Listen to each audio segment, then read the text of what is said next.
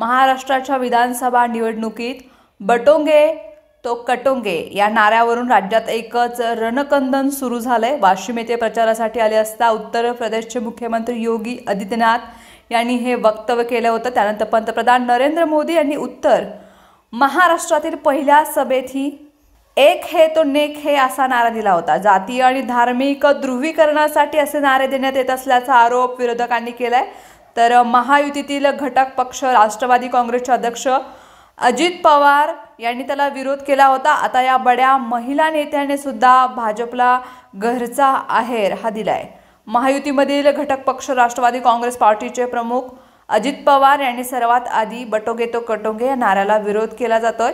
त्यांनी या घोषणेचा खरपूस समाचार घेतला होता। या घोषणा उत्तर प्रदेशात चालत असतील, पण महाराष्ट्रात अशा गोष्टी चालत नाहीत। महाराष्ट्र हा साधू संतांचा आणि शिवाजी महाराज आणि डॉक्टर बाबासाहेब आंबेडकर यांचा आहे। त्यांची शिकवण आमच्या रक्तात आहे। आम्ही त्यांच्याच मार्गावर जाणार आहोत। आम्ही मुस्लिमांच्या भावनांना ठेच लागू देणार नाही असा आक्रमक पवित्रा अजितदादांनी घेतला होता। भाजप नेत्या पंकजा मुंडे या पण आता मैदानात उतरलेत। महाराष्ट्रात कटोगे तो बटोगे या घोषणाची गरज नाही। पंकजा मुंडे यांनी एका इंग्रजी दैनिकाला दिलेल्या मुलाखतीत आपले रोखठोक विचार मांडलेत।